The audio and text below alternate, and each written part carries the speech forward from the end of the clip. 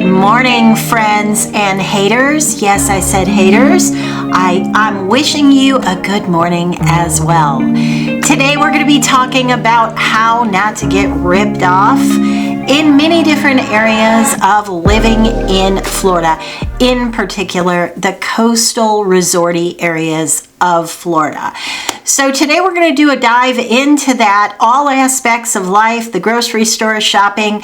But before we jump into that, I am going to begin with a little story so you can understand exactly what I'm talking about. So when I moved to Florida many years ago, there was a little coffee shop, and it's still there. I'm not going to say which one it is, but I think some of you maybe could figure it out, but we're not trying to put anybody on blast here on this channel. But there is a little coffee shop in downtown Naples that I used to frequent. And I got in the habit, I liked their coffee, and I liked these, they had this breakfast where they would have a tomato and scrambled eggs in it with some avocado. I really liked it. So I got in the habit of going there when I was meeting buyers or sellers, whatever it may be. And so I got familiar with who worked there. The owner was there often. The owner's son was there often. So I would see these people walking around. And one thing that I always noticed was they had these gigantic muffins that were expensive, okay? They were like $6 a piece and still are. And they just looked wonderful. The cook would bring them out with mittens on his hands in these old tins that were just really beat up, and then these giant muffins, you could see the steam coming off them like they had just come out of the oven. And a lot of times he would walk through and he would say, "Look out, hot muffins," and then he would place it where they put the muffins. I noticed that. That was something, because I went there often, I noticed that. Fast forward, one day I was at Sam's with my husband and we were doing a little shopping. And I noticed somebody with one of those pallets just loaded. And the reason that I noticed this person was that it was kind of a kid pushing one of these pallets, and the stuff, I mean, they practically bought everything in the bakery section, and in particular, you guessed it, blueberry muffins. And not just blueberry muffins, but chocolate muffins, coffee cake muffins, all the muffins. So when the kid gets the pallet navigated around, I notice that it is, yes, it is the same kid. He is the kid that is the son of the owner of this coffee shop. So I'm hitting my husband in the stomach, the back, and I can't even believe it. And I say, "Isn't that the kid at the coffee shop with the," he says, "It sure as heck is." So let me just tell you, the moral of the story is that they actually had this cook. I guess he's cooking something, maybe the scrambled egg thing I was telling you about. But this cook has to be taking those blueberry muffins out of the Sam's plastic dealies, putting them in the old, I guess maybe they bought these pans at a thrift store or Goodwill or something, all beat up and used, putting them in there, and then putting on gloves and acting like they're hot. I'm telling you, had I not seen it with my own eyes, I would doubt it too. But I promise you that actually was happening. So that is the inspiration for this video. So we're going to move through about 8 things to stop you from getting ripped off in Southwest Florida or Southeast Florida or South Florida, really anywhere coastal this kind of thing can happen, because anywhere where you have a lot of tourism, these things happen. So I'm going to give you 8 things. I'm just looking at my notes here. And then at the end, I'm going to give you 3 real estate tips also to not get ripped off. All right, before we jump into these, let me just introduce myself. My name is Barrett Pastor. I've been a real estate broker for over 26 years. So hopefully I'm coming to you from a place of knowledge and experience, and I can help you navigate all things Florida real estate. I also do offer 40-minute consultations. I do them throughout the week. They book up pretty quickly. So if you're interested in doing a deep dive into your own personal situation, I'd love to chat with you. I will leave a link right here and down in the description box. All right, so number one in no particular order in the how to not get ripped off category, shop in the off season for deals. So if you live, let's just say you live in Naples or you live in Sarasota full time and you're going to do your Christmas shopping, do your Christmas shopping in the off season. Think Christmas in July, because when people aren't there, especially in like Naples, because that's pretty seasonal, July, August, September, there's hardly anybody in the area, so the stores are going to be far more motivated to put better pricing out. So that is the time you want to do your Christmas shopping, your boutique shopping, that kind of thing. Number two, do not shop at trendy boutiques. I'm going to give you another real life example, and I'm going to name the store because some of you may be familiar with this. So there's several of them, like 5 or 6 of them. There's a jewelry shop called Best of Everything. It's costume jewelry, and it's kind of a staple in the area. So my sister-in-law and my sister, we were shopping, and we all three fell in love with this pair of earrings that was so cute. And they only had 2 pair, but there were 3 of us. So we kind of flipped a coin. 2 of us got it, and my sister-in-law did not get them. They were $5, and they were absolutely adorable, just really unique. So we're doing our shopping, and then we wind up a couple hours later, we're on 3rd Street. So we were at the one on 5th Street. We're at 5th Avenue. So we go around the corner to 3rd Street South. We're going to go get something to eat, and we're popping in and out of little boutiques. Well, one of the boutiques we popped in was a shoe store, and they had a kiosk set up with jewelry. And lo and behold, did we not find that pair of earrings? So we're all excited. My sister and I are telling our sister-in-law, oh my God, they have the earrings. We can all 3 have the big, So we have the lady get we want those earrings. And look, we have them too. We're wearing them. Now remember, we paid $5 at the Best of Everything. You know how much those earrings were? $125. Yep, $125. We lost our minds. We were like, are you sure it doesn't mean $12.50? Are you sure?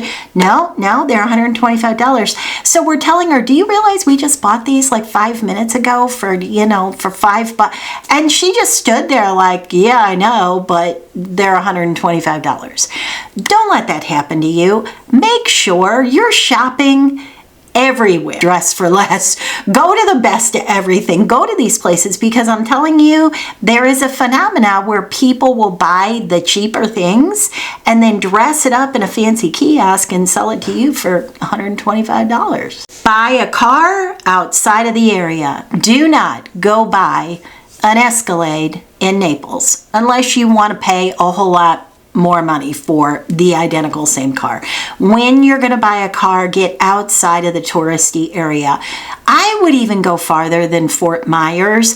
I would go at least to Cape Coral. So I would go Cape Coral and beyond. Port Charlotte, Lehigh Acres. Go somewhere outside of the touristy area, because you are going to pay that tourist premium if you shop for anything in the tourist zone. And that brings us to number 4, including groceries. So if you live somewhere, there's Publix everywhere in Florida. So if you live somewhere that's considered a touristy area, which is going to be something that's close to the beach, you will get hit with that tourist premium.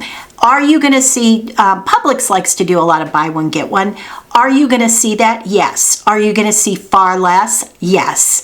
They don't do nearly as many sales. They don't do nearly as many buy one, get ones. If you're somewhere where you're willing, let's say you live in an area, that's a few minutes from the beach, that Publix is going to be your highest priced Publix. So if you're comfortable doing it, drive 10 minutes away from your house, 10 minutes farther than you need to, because you're probably going to save way more than 10%. Way more than 10%. Usually you're going to find all the buy one, get ones. You're going to see grocery stores that are better stocked. You're going to see things that you use on a daily basis at much better prices than even coffee. Everything is higher when you get into those tourist traps. All right, number 5, and another real life example that I saw with my own personal eyes. be sure that if you're on one of those things where somebody comes around and they say, oh, we'll put you on a schedule and get your house sprayed, we'll do the exterior once a quarter, you don't even have to be home, oh, we don't even care, if you don't live here, it's totally fine, we will show up and we'll just bill you. And you see these people walking around with these tanks and they're spraying. Well, I have personally, from my neighbor, seen somebody outside spraying, I'll do that, along, and there was absolutely nothing in the tank. They're just going through the motions, spraying nothing. And I guarantee you they left a bill for my neighbor to pay that. And that got me thinking how many times that probably happens to people, that they think they're getting billed for something that never actually occurred. And number 6, along those lines, the pool companies. So it's very common, especially if you're a snowbird, to where you might hire a pool company to come once a week or twice a month to check on your pool. So they check the water level, they make sure the filter is working, they just check everything out, make sure the pool is functioning properly. Maybe they put some chlorine in the pool, whatever it may be. I cannot tell you as a real estate agent how many times I've seen or heard of people that just do not show up. They send the bill, but nobody ever shows up to do the service that the poor homeowner is paying to have done. So be very leery of those kind of cycling service things. And you might think, well, my gosh, I need the house sprayed for bugs. I at least want to make sure that the outside's taken care of. I need the pool taken care of. What should I do? You know what I would do? Put up those Ring doorbells. You can put those out. And in order to kind of create a deterrence from someone even thinking about being unethical, tell them that you have them. Just say, oh yeah, when you sign up for the service, that'd be great because we've got a couple of those doorbells, Ring doorbells, and that way we'll know that you were there and we can make sure everything looks good. I would just toss it out there because people will take advantage. Also, number 7, if you are utilizing one of those home guardian companies. So there is something in Florida that's a home guardian company. And what that is basically is that you are trusting a person that you hire to go to your house on a schedule that you set up, usually once a month, sometimes twice a month. And that person is supposed to go in, make sure that everything's fine. The water's running, if the water's on, or that the water is off if you wanted it off. Make sure the AC is at 78, whatever you wanted it on. Make sure there's not some kind of leak, or make sure the grass is being cut. They're just supposed to go inside and check on the house. What I have often heard is that home guardian person doesn't go in the house. So the way that you can avoid that is have them take pictures. Just say, I want 2 or 3 different pictures. People are actually doing that, because if they're just sending you a bill and saying, yeah, I was there, you don't know if they were there. And then number 8 in not getting ripped off in real life is check your billing, especially in the healthcare area. Make sure you're not getting double billed. There are a couple hospitals locally that got in a lot of trouble for double billing people, and people didn't know. People had no idea, because they get a bill or they get a summary from, let's say they have to, God forbid, have a trip to the ER. And they're not looking at every line item. They're making the assumption that the summary they're given is accurate. And as it turned out, there were a couple hospitals that were double billing people. And it was very difficult for people to sort through that and even figure out if they were one of the people that got double billed. Because then at that point, you have to go backwards and prove to them that they double billed you. So make sure you are checking your bills. All right, now as an added little bonus, if you made it this far, let me give you a few tips on how to not get ripped off in real estate. So number 1, don't buy during season. If you buy, and I should put a little caveat with that, but for the most part, do not buy during high season. That is going to be January, February, March. That's going to touch on December. That's going to touch on the beginning of April. But January, February, March are the high season. that's going to be your likelihood to pay the most amount of money, because there are the most amount of buyers in the marketplace at that point in time. So if you can avoid it, don't buy during high season. Now, I will say that if you're a person that has some very specific needs, if you want your home facing south and you want a water view and you only want white cabinets and you want a 3-car garage that has been, the floor has already been epoxied in blue and black, like if you have some very specific needs, when you find it, you should move forward on it if the pricing is in realm of what you want it to be. But if you just want a 3-bedroom, 2-bath in Sarasota with a pool home up to $700,000, then that's your bread and butter. You should be able to find that over and over and over. So unless you have some very, very specific needs or a very tight time frame that you have to work under, then buy in the off season. You'll probably get a better deal. You should always know if somebody is offering a property turnkey or furnished, you want a dollar amount placed on that. So if somebody says 3-bedroom, 2-bath pool home in Venice, Florida, asking price is $650,000, turnkey. Okay, so turnkey means you get everything. You get the furniture, you get the televisions, you get the linens, the forks, the knives, the pictures, everything. What's the dollar amount they put on that? If they say, oh, well, $50,000. Okay, well, we're going to adjust our offer down because we don't want all the used furniture. Always know how much they're factoring in their mind on the furnishings. Now, if it's garbage and it's, wicker beds and somebody's grandma's heirloom that nobody wants, or it's like an entertainment center with 7 pieces going across Baroque style red cherry wood, and you can tell they just don't want to move it. I always tell my sellers, if you don't want it, they don't want it. So you have to factor that in. And if you're going to get rid of their furniture, that's also something to work into the negotiation, because that's a cost that you're going to incur. So you always, as much as we say just the furniture is a throw-in, yeah, but not really, because somebody is going to be either inconvenienced by it or they're going to pay for it. And then my last tip for real estate is don't be a motivated buyer unless you are a niche buyer. Again, south facing, high ceilings, white cabinets only. If you're a niche buyer like that only wants certain things and you've got it shaken down and filtered out to very few properties, then you're in a different boat, and when you should work to a 90% solution.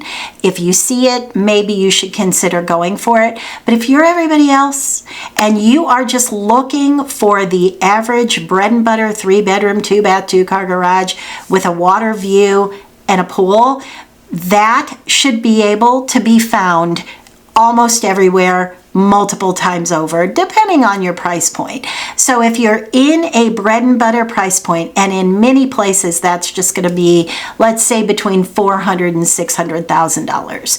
If you're not super picky, don't be a motivated buyer. Don't feel like that one property that you saw at 123 Orange Grove is the only one that's out there, and don't think that you're not going to find that identical same property at 123 Strawberry Fields, because chances are you probably are. So hopefully that helped you not get ripped off in the future here in Florida. As I always say, I'm here to help if you need any help. My contact information is always down below.